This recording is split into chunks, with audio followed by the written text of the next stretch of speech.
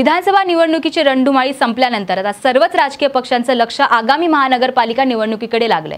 महाराष्ट्रात एकूण 23 महानगरपालिका आहेत। त्यातच सर्वात श्रीमंत महानगरपालिका म्हणजे बृहन्मुंबई महानगरपालिका म्हणजेच BMC। या निवडणुकीचे बिगुल लवकरच वाजणार असल्याच्या चर्चा सुरू होतात आणि याच निवडणुकीसाठी मुख्यमंत्री पदाचा निर्णय लांबण्याच्या देखील चर्चा होतात। ज्याच्या हातात महानगरपालिका त्याचं वर्चस्व जास्त असं गणित देखील आखल्याचं म्हटलं जातंय। आता नक्की घोडं अडतंय कुठे? का अजूनही मुख्यमंत्री पदाची घोषणा होत नाहीये?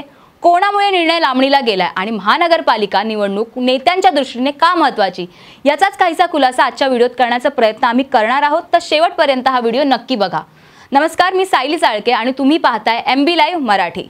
विधानसभा निवडणुकीत महायुती सरकारने 288 जागांपैकी 230 जागांवर विजय मिळवला। त्यात एकट्या भाजपने 132 तर शिवसेना शिंदे पक्षाने 57 जागांवर आणि अजित पवारांच्या राष्ट्रवादी काँग्रेसने 41 जागांवर विजय मिळवला। त्यातच काही अपक्ष आमदारांचा पाठिंबा देखील महायुती सरकारला मिळालाय। विधानसभेनंतर आता चर्चा होते ती महानगरपालिका निवडणुकींची।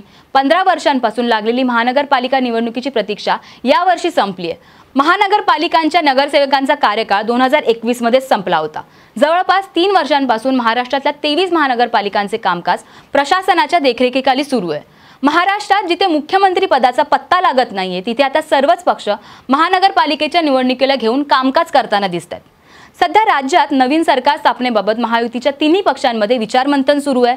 विभागाच्या विभाजनावरून वाद सुरूच आहे। याच दरम्यान पक्षाच्या राजकीय भवितव्याबाबत शिंदे गट गंभीर झालाय। त्यामुळे आता शिवसेना अध्यक्ष एकनाथ शिंदे यांनी जर भाजपासाठी मुख्यमंत्री पद आणि इतर फायदेशीर खाती सोडली तर बदल्यात महानगरपालिकेमध्ये समान हिस्सा मागण्याची शक्यता दर्शवली जाते, ज्यात कदाचित शिंदे गटाला 2.5 वर्षे महापौर आणि स्थायी समित्यांमध्ये महत्त्वाची पदे यांचा समावेश असू शकतो। महानगरपालिकांच्या निवडणूक जानेवारीमध्ये होण्याची शक्यता दर्शवली जाते। 2017 मध्ये झालेल्या निवडणुकीत BMCच्या एकूण 227 जागांपैकी शिवसेना अविभाजित होती, तिला 84, भाजपाला 82, काँग्रेसला 31 आणि राष्ट्रवादी काँग्रेस पार्टी जी अविभाजित होती तिला 9 आणि मनसे पक्षाला 7 जागांवर विजय मिळाला होता। निवडणुकीत सत्ताधारी शिवसेनेला सर्वात मोठा पक्ष म्हणून मतदान करण्यात आलं। भाजपने 31 वरून 82 जागांवर झेप घेत चांगली कामगिरी केली। कोणत्याही पक्षाला स्पष्ट बहुमत मिळू शकलं नाही। मात्र त्यानंतर भाजपने शिवसेनेला महापौर पदासाठी पाठिंबा दिला।